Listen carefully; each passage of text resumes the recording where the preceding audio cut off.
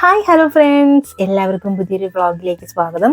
അപ്പോൾ രാവിലെ പ്രാവിനെയൊക്കെ തുറന്നു വിട്ടു കേട്ടോ. നോർമലായിട്ട് ഞാൻ പ്ലാൻ ചെയ്ത് എങ്ങനെയാണെന്ന് വെച്ചാൽ, താഴെ ഒരു 3 വലിയ വലിയ കൂട് ഫാൻറ്റെയിൽസിന് വേണ്ടിയിട്ടും ബാക്കി ഓപ്പൺ ആയിട്ട് ഇവരൊക്കെ ഫ്രീ ആയിട്ട് ഇട്ടേക്കുന്നത്. അപ്പോൾ ഇവിടെ നല്ല പൂച്ചയുടെ ശല്യം ആയതുകൊണ്ട് ഇപ്പം ഞാൻ എല്ലാവരും രാത്രി ഒരു നെറ്റ് വെച്ച് എല്ലാ കൂടും ഒന്ന് സേഫ് ആക്കി വെക്കും.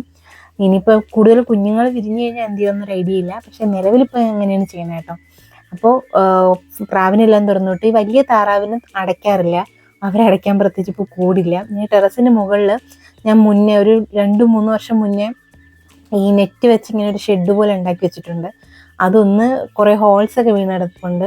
നമ്മൾ ഗ്രീൻ നെറ്റ് ഇല്ലേ, ഗ്രീൻ ഹൗസ് പോലത്തെ സാധനം ഉണ്ടാക്കുന്ന ആ ഗ്രീൻ നെറ്റ് ഇട്ടിട്ടാണ് ഉണ്ടാക്കിയിട്ടുള്ളത്. അപ്പം കുറച്ച് വർഷം ആയതുകൊണ്ട് അവിടെ ഉണ്ടായിരുന്ന ചാക്കൊക്കെ ദ്രവിച്ചു പോയി. പിന്നെ ഈ നെറ്റിൽ കുറച്ച് ഹോൾസും ഇതൊക്കെ വീണിട്ടുണ്ട്. ഞാൻ ഒരിക്കൽ ഇങ്ങനെ കൊണ്ടാക്കിയപ്പോൾ എൻ്റെ ഒരു കോഴിക്കുഞ്ഞിനെ പൂച്ച എടുത്തുകൊണ്ട് കേട്ടോ. അങ്ങനെ വീണ്ടും താഴെ ആക്കിയതാണ്. അതൊക്കെ സെറ്റ് ചെയ്തിട്ട് അവരെല്ലാവരും മുകളിലോട്ടാക്കണം. പിന്നെ ഇത് നമ്മൾ പുതിയ അതിഥികളാണ്, പുതിയ ഫാമിലി അതിഥികളെന്ന് പറയാൻ പാടില്ല, ഫാമിലി മെമ്പേഴ്സാണ്. ഫാൻറ്റയിൽ വാങ്ങി അവർ നോക്കിയപ്പോൾ ഒരു മ്യൂസിക്കോട് കൂടി നമ്മൾ മിക്കി ഇങ്ങനെ നോക്കിയിരിക്കുക കണ്ടോ. കറക്റ്റ് ഈ സമയത്തേക്ക് എൻ്റെ മ്യൂസിക്കില്ലേ ഇപ്പോൾ ട്രെൻഡിങ് ആയിട്ടുള്ള, അതിടാൻ പറ്റിയ സാധനം. ആ മിക്കി ഇങ്ങനെ കിട്ടിയില്ല, ഇതെന്താ സംഭവം. ഇപ്പോഴും കൂട്ടിൽ കയറി, ഇത് വാങ്ങിയിട്ട് ഇപ്പോൾ ഒരാഴ്ചയായി എങ്കിലും കൂട്ടിൽ കയറി ഭയങ്കര വരെ ശല്യമാണ്.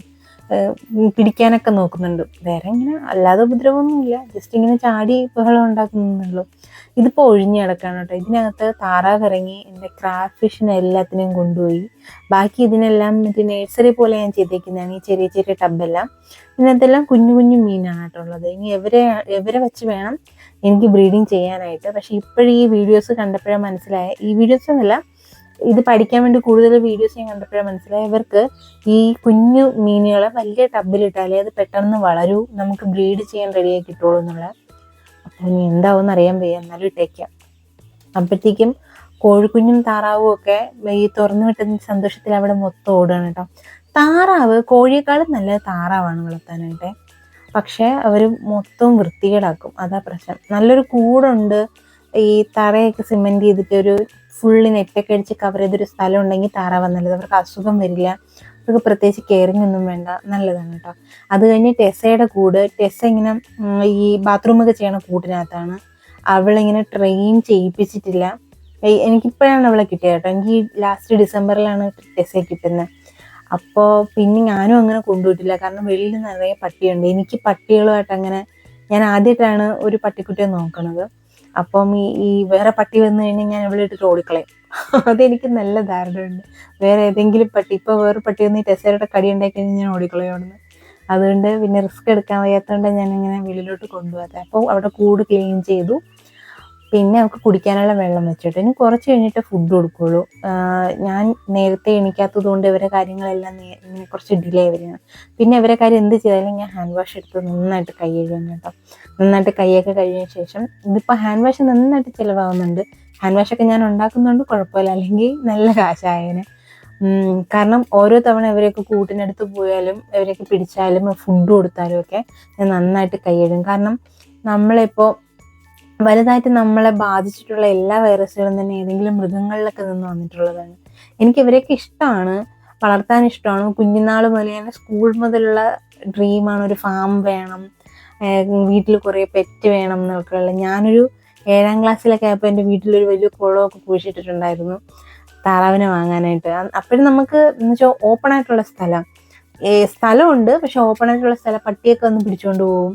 അതുകൊണ്ട് അമ്മ അങ്ങനെ വാങ്ങിയിട്ടില്ല. പിന്നെ അമ്മയ്ക്ക് ഇതിൻ്റെ ബുദ്ധിമുട്ട് നേരത്തെ അറിയാമായിരിക്കണം, അതുകൊണ്ട് വാങ്ങിയിട്ടില്ലായിരുന്നു കേട്ടോ. അതായത് എനിക്ക് അപ്പോഴും മുതലേ ഭയങ്കര ഇഷ്ടമാണ് ഇതൊക്കെ വളർത്താനുള്ളത്. എന്നാലും മനസ്സിലൊരിതുണ്ട്, നമ്മൾ മനുഷ്യരാണ്, മൃഗങ്ങളാണ്, അവരും ജീവനാണെങ്കിലും നമ്മൾ രണ്ട് രീതിയിലാണ്. എത്രയൊക്കെ പറഞ്ഞാലും രണ്ട് രീതിയിലുള്ള ആൾക്കാരാണ്. അപ്പോൾ അവരെ വൈറസൊന്നും നമ്മളെ ഉള്ളിലേക്ക് ആവാതെ നോക്കണം. പിന്നെ പ്രത്യേകിച്ച് മോളുണ്ട്, അതൊക്കെ കൊണ്ട് ഞാൻ എപ്പോഴും പുറത്ത് പോയി കഴിഞ്ഞാൽ ഇവരെയൊക്കെ എന്ത് കാര്യം നോക്കിയാലും, അവർക്ക് ഈവൻ ഫുഡ് കൊടുത്താലോ ഒരു ഇല വെച്ച് ഇങ്ങനെ കെട്ടി കൊടുത്താലോ എല്ലാം ഞാൻ ഇത് ഹാൻഡ് വാഷ് നന്നായിട്ട് ചെയ്യുന്നുണ്ട്. അത് നമ്മളെല്ലാവരും ശ്രദ്ധിക്കണം. കുഞ്ഞുങ്ങളെ കൊണ്ട് ഈ മൃഗങ്ങളെ ഉമ്മ വെപ്പിക്കുക, അതൊക്കെ സ്നേഹമാണ്. എങ്കിലും നമ്മളെപ്പോഴും പ്രിക്കോഷൻസ് എടുക്കുന്നതായിരിക്കും നല്ലത്. അവരുടെയൊക്കെ ഈ മൂക്കിലൊക്കെ എപ്പോഴും നനവും അതിലിങ്ങനെ ഇതൊക്കെ കാണും. അപ്പോൾ ഏത് വഴിക്കാണ് നമുക്ക് അസുഖം വരുന്നതെന്ന് അറിയാൻ പറ്റില്ലല്ലോ. ഇപ്പം നമ്മൾ പണ്ടത്തെ ജനറേഷൻ്റെ അത്ര ആരോഗ്യമൊന്നും ഇപ്പോഴത്തെ ജനറേഷന് ഇല്ല. എന്തൊക്കെ പറഞ്ഞാലും ഇല്ല, നമ്മളെ വായു ആയാലും ഒക്കെ ഭയങ്കര മലിനപ്പെട്ടിരിക്കുക. അപ്പം നമ്മൾ മൃഗസ്നേഹം എന്ന് വിചാരിച്ചിട്ട് അങ്ങനെ ചെയ്തു കഴിഞ്ഞ് കുഞ്ഞുങ്ങൾക്ക് എന്തെങ്കിലും ആയിപ്പോയി കഴിഞ്ഞ് കഴിഞ്ഞാൽ പിന്നെ നമ്മൾ അതഴിച്ച് വിഷമിക്കേണ്ടി വരില്ലേ. അതിനേക്കാളും നേരത്തെ ചെയ്യുന്നതാണ് നല്ലതെന്ന് തോന്നുന്നു. ഓക്കെ, അത് കഴിഞ്ഞിട്ട് ഞാൻ എനിക്ക് ഗ്രീൻ ടീക്ക് വെച്ചിട്ട് ഞാൻ പോയി ഈ നമ്മളെ സാമ്പാറിന് വേണ്ടിയിട്ട് കുറച്ച് പച്ചക്കറി എടുത്തിട്ട് ആവശ്യത്തിനുള്ള പച്ചക്കറികൾ എടുത്തു. പിന്നെ ഞാൻ കൊണ്ടുവരുമ്പോൾ ഫ്രിഡ്ജിൽ സ്ഥലം ഉണ്ടെങ്കിൽ എല്ലാം ഇങ്ങനെ മാറ്റിയിട്ട് ഫ്രിഡ്ജിൽ തന്നെ വയ്ക്കും. അല്ലെങ്കിൽ ഇതിപ്പം ഇങ്ങനെ ഈ വെണ്ടയ്ക്ക, അമരിക്ക ഇങ്ങനെയുള്ള സാധനങ്ങളൊന്നും, കായ, ഇതൊന്നും വെളിയിലിടുന്ന ചീത്ത ആവില്ലല്ലോ. അപ്പോൾ അതിനെ എടുത്ത് ഇങ്ങനെ മുറത്തിലാക്കി സെപ്പറേറ്റ് ആക്കിയിട്ട് വയ്ക്കും. ബാക്കി ഈ ചീത്തയാവുന്ന ഈ വെട്ട് സാധനങ്ങളുണ്ടല്ലോ, ആ വെട്ടി കിട്ടിയ സാധനങ്ങളെല്ലാം അതുപോലെ എടുത്ത് അങ്ങ് ഫ്രിഡ്ജിൽ വെച്ച് വയ്ക്കും. ഇത് മത്തങ്ങ ഞാൻ പിന്നെ കുറച്ച് മാറ്റി വെച്ചിട്ട്, ഒന്ന് സാമ്പാറിൽ മത്തങ്ങ ഇടുമ്പോൾ ഒരു മധുരമാണ് അത്. പിന്നെ എനിക്ക് മത്തങ്ങയും ചേനയും പയറുക്കൊള്ളുണ്ടെങ്കിൽ ഉടച്ചേരി വയ്ക്കാം. കായും മത്തങ്ങയും ചേനയും ഇതൊക്കെ ഇട്ട് ഉടച്ചേരി വയ്ക്കാമെന്ന് കരുതി. അങ്ങനെ പിന്നെ ഞാൻ കുറച്ച് നമ്മളെ വെള്ളരിയും ഇതൊക്കെ എടുത്തു. വെള്ളരിയൊക്കെ ഞാൻ തൊലി ചെത്തിയിട്ടാണ് ഇടുന്നത് കേട്ടോ. ഇത് കുറേ പേര് സാമ്പാറിൽ തൊലിയോടുകൂടി ഇടും. അത് കഴിക്കാനൊരു ടേസ്റ്റ് ഉണ്ട്, ശരിയാ. നമ്മൾ കല്യാണ സദ്യയിലൊക്കെ പോയാലും തൊലിയോടുകൂടി ഇടുന്നത്. പക്ഷെ വീട്ടിൽ വയ്ക്കുമ്പോൾ ഞാൻ തൊലിയൊക്കെ കളഞ്ഞിട്ടാണ് വയ്ക്കുന്നത്. പിന്നെ ഇത് പടവലങ്ങ എടുത്തിട്ട് ഞാൻ കുറച്ച് കട്ട് ചെയ്ത് വെച്ചു. എന്തിനാന്ന് വെച്ചാൽ നാളെ അവിയൽ വയ്ക്കാമെന്ന് കരുതി. ഇന്ന് അവിയലും സാമ്പാറും എല്ലാം കൂടി വയ്ക്കണ്ട. ഇവിടെ ചേട്ടൻ അങ്ങനെ വെജിറ്റബിളൊന്നും കഴിക്കില്ല. ചേട്ടന് മെയിനായിട്ട് മീൻ വേണം. ഇവിടെ കഴിക്കുന്ന രീതി കുറച്ച് വ്യത്യാസമുണ്ട്. എന്ന് വെച്ചാൽ ചോറും മീനും കഴിക്കും. ലാസ്റ്റ് ഇപ്പോൾ തോരൻ എന്തെങ്കിലും ഉണ്ടെങ്കിൽ ലാസ്റ്റ് ഇങ്ങനെ നമ്മൾ ഈ അച്ചാറൊക്കെ തൊട്ട് എടുക്കില്ലേ, അത് കണക്കാണ് ഈ തോരനും വിഴുക്കുരട്ടിയൊക്കെ കഴിക്കണം. നല്ല ടേസ്റ്റ് ആണെങ്കിൽ കുറച്ചിങ്ങനെ കഴിക്കും, പച്ചയ്ക്ക് ഇങ്ങനെ കഴിക്കും.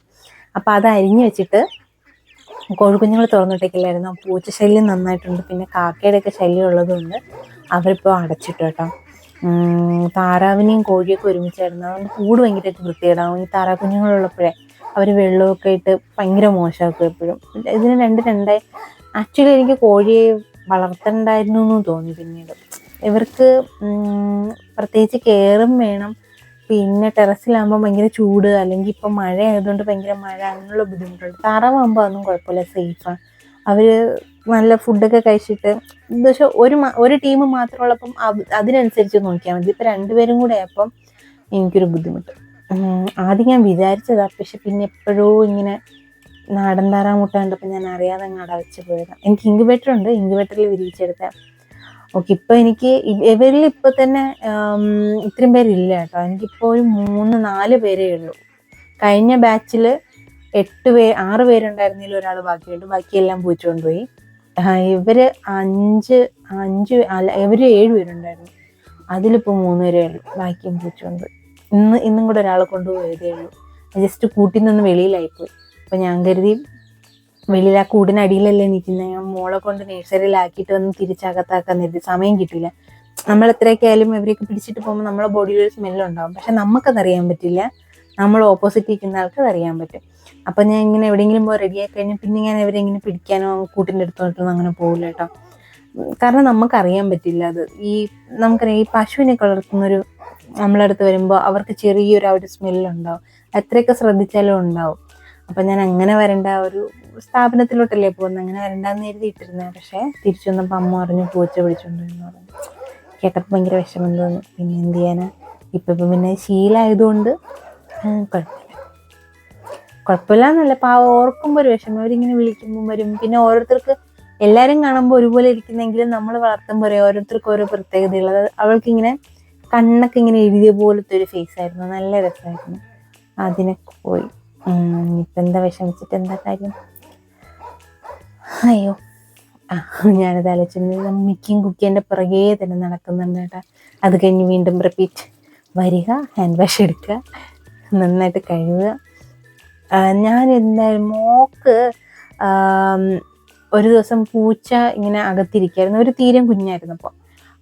അപ്പം ജൂലിയുണ്ട് ഇവിടെ, ഒരു ഡാഷിൻ്റെ ഉണ്ട്. അപ്പം അവളെ തുറന്നു വിട്ടപ്പോൾ ഇങ്ങനെ ഓടി വന്നു. അപ്പോൾ മോളിങ്ങനെ പൂച്ചയെ പിടിച്ച് സേവ് ചെയ്ത് ഇങ്ങനെ വച്ചേക്കായിരുന്നു. അപ്പോൾ മോളെ കയ്യിലൊരു പോറൽ വീണു. അപ്പം ജൂലിയുടെ നിന്നാണോ പൂച്ചയുടെ എന്നറിയാൻ വയ്യ. അങ്ങനെ ഞാൻ ഇഞ്ചക്ഷൻ എടുക്കാനായിട്ട് പോയപ്പോൾ അവർ പറഞ്ഞു, നമ്മളൊരു കുറഞ്ഞത് ഒരു 20 മിനിറ്റോളമെങ്കിലും നന്നായിട്ട് കൈ കഴുകിയാലേ നമ്മളെ കയ്യിൽ അണുക്കൾ പോകുള്ളൂ എന്നുള്ളതാണ്. അപ്പം നമ്മൾ നന്നായിട്ട് ഇപ്പം എന്തെങ്കിലും പട്ടിയോ പൂച്ചയോ എന്തെങ്കിലും മാന്തലോ കടിയോ എന്തെങ്കിലും കിട്ടുന്നത് ആ കടി കിട്ടിയ സ്ഥലത്ത് ഹോസ്പിറ്റലിൽ പോകുന്നതിന് മുന്നേ നമ്മൾ വീട്ടിൽ തന്നെ കടി കിട്ടിയ സ്ഥലത്ത് നന്നായിട്ട് ഹാൻഡ് വാഷോ സോപ്പോ ഒക്കെ ഇട്ടിട്ട് നന്നായിട്ട് കഴുകും. നല്ല പതച്ചിട്ട് നീറ്റിലൊക്കെ ഉണ്ടാകും, പക്ഷെ നന്നായിട്ട് പതച്ചിട്ട് ആ ഏരിയയും ആ മുറിവും ഒക്കെ നന്നായിട്ട് ഒരു 20 മിനിറ്റോളമെങ്കിലും കഴുകിക്കൊണ്ടിരിക്കും. 20 മിനിറ്റോ എന്നൊക്കെ തോന്നും, പക്ഷേ അത്രയും മിനിമം ഒരു 15 മിനിറ്റെങ്കിലും നിങ്ങൾ നന്നായിട്ട് നന്നായിട്ട് നന്നായിട്ട് കഴുകണം കേട്ടോ. ആ ഒരു ബാക്ടീരിയ നമ്മൾ ഉള്ളിലോട്ട് കിടക്കരിക്കും. എന്നിട്ട് കറക്റ്റ് ഡോസേജ് ഇഞ്ചക്ഷൻ എല്ലാം എടുക്കണം. പിന്നെ അതെന്താ ഒരു ഡോസേജ് എടുത്തു കഴിഞ്ഞാൽ പിന്നെ എത്രയോ വർഷം വരെ പിന്നെ ഇത്രയും ഡോസ് എടുക്കുക. 5 ഡോസൊന്നും എടുക്കേണ്ടി വരില്ല എന്ന് തോന്നുന്നു. 2 3 കൊണ്ട് എടുത്താൽ മതി എന്ന് തോന്നുന്നു കേട്ടോ. അങ്ങനെ ബ്രേക്ക്ഫാസ്റ്റ് ആയിരുന്നു നമ്മുടെ മധുരക്കിഴങ്ങും ഗ്രീൻ ടീയും, മോക്ക് മധുരക്കിഴങ്ങും പാലും. അങ്ങനെ ഞാൻ ബ്രേക്ക്ഫാസ്റ്റിന് വെച്ചപ്പോൾ ഒരാൾ ഞാൻ വീട്ടിൽ പോയിട്ട് വന്നപ്പോൾ അമ്മ എനിക്ക് ചിപ്സ് ഉണ്ടാക്കി തന്നിട്ടുണ്ടായിരുന്നു. വാഴയ്ക്ക ചിപ്സ് അമ്മയ്ക്ക് ഇഷ്ടമാണ് ഉണ്ടാക്കാനൊക്കെ. അങ്ങനെ മോക്ക് തന്നു വിട്ടത്. ഞാൻ നോക്കിയപ്പോൾ കവർ പൊട്ടിക്കാൻ പറ്റാത്തതുകൊണ്ട്, ഓപ്പൺ ചെയ്യാൻ പറ്റാത്തതുകൊണ്ട് അതിങ്ങനെ ജസ്റ്റ് വലിച്ചൊന്ന് കീറി ഗ്യാപ്പ് ഇട്ടിട്ട് അതുവഴി ഇരുന്ന് ചിപ്സ് കഴിച്ചുകൊണ്ടിരിക്കുക. ഞാൻ പോയപ്പോൾ കളിച്ചുകൊണ്ടിരിക്കുകയായിരുന്നു കേട്ടോ. അങ്ങനെ മോക്ക് മധുരക്കിഴങ്ങൊക്കെ കൊടുത്തു. അതിനുശേഷം ഞാൻ കഴിക്കാനായിട്ടിരുന്നു. നോർമലി നമ്മൾ രണ്ടും ഒരുമിച്ചിരുന്നാണ് കഴിക്കണേ. ചില സമയത്തൊക്കെ എനിക്കിങ്ങനെ ഇന്ന് നേഴ്സറില്ലാത്ത ദിവസം കേട്ടോ, അപ്പോൾ എനിക്ക് പിന്നെ ഒന്ന് അടുത്തൊക്കെ വെച്ചിരുന്ന് വാരി കൊടുക്കാനൊക്കെ തോന്നും. ആ ദിവസങ്ങളിൽ ഞാൻ വാരി കൊടുക്കും. അല്ലാത്ത ദിവസങ്ങളിൽ നമ്മൾ രണ്ടുപേരും ഒരുമിച്ചിരുന്നാണ് കഴിക്കുന്നത്. അവൾ ഫുഡ് ഒരു 2 വയസ്സൊക്കെ ആയപ്പോൾ തന്നെ അവൾ സ്വന്തമായിട്ട് ആഹാരമൊക്കെ കഴിക്കുമായിരുന്നു. നമ്മൾ ഞാൻ എപ്പോഴും പറയുന്നത് മറ്റേ ചെയറില്ലേ, കുഞ്ഞുങ്ങൾക്ക് ഡൈനിങ് ആയിട്ടുള്ളൊരു ചെയറുണ്ട്, അത് വാങ്ങിക്കൊടുത്തിട്ടുണ്ട്. അപ്പോൾ അവൾ അപ്പോഴും മുതലേ സ്വന്തമായിട്ട് കഴിച്ചു തുടങ്ങി കേട്ടോ. അപ്പോൾ ബ്രേക്ക്ഫാസ്റ്റ് ഒക്കെ കഴിഞ്ഞതിന് ശേഷം സാമ്പാറിനുള്ളത് വെക്കുകയാണ്. സാമ്പാർ കഷ്ണം ഇതിൽ വെച്ചു. ഞാൻ പിന്നെ പരിപ്പ് മറ്റേ നേരത്തെ കുക്കറിൽ വെച്ചിട്ടുണ്ടായിരുന്നു. ആദ്യം കുക്കറിൽ വെക്കാമെന്ന് വിചാരിച്ചത്, പിന്നെ വെച്ച് വേണ്ട നമുക്ക് കുറച്ച് ട്രഡീഷണലായിട്ട് കലത്തിൽ വെക്കാം. അച്ഛന് ചോറ് വെക്കുന്ന കല ഞാൻ പിന്നെ വെച്ച് കലത്തിൽ വെക്കാമെന്ന് കരുതി എന്താണെന്ന് വെച്ചാൽ, പിന്നെ ഈ വേവിച്ച പരിപ്പും കൂടെ കഷ്ണം ഒന്ന് വെന്തതിന് ശേഷം അതിലിട്ടിട്ട് കുറച്ചുകൂടെ ഒന്ന് വേവിച്ചെടുത്ത് കേട്ടോ. നമ്മളെ ആദ്യമൊക്കെ എൻ്റെ കുഞ്ഞിലെയൊക്കെ വീട്ടിലെല്ലാം ഇങ്ങനെ കലത്തിനാണ് വെച്ചുകൊണ്ടിരുന്നത് കേട്ടോ. സാമ്പാർ കലം, അവിയൽ കലം, പിന്നെ വിഴുക്കിനൊരു കലം, ഉറട്ടിക്കൊരു പാത്രം, അങ്ങനെയൊക്കെ ഒരുപാട് മൺകലങ്ങളുണ്ടായിരുന്നു കേട്ടോ. എനിക്ക് അതിങ്ങനെ ചെയ്യണമെന്ന് ഭയങ്കര ആഗ്രഹമാണ്. എല്ലാവരും ഇപ്പം നോൺ സ്റ്റിക്കിലോട്ടും മറ്റേ അയൺ കടായിലോട്ടൊക്കെ തിരിയുന്ന സമയത്ത് വീണ്ടും മൺപാത്രത്തിലോട്ട് വരാമെന്ന് എൻ്റെ ആഗ്രഹം.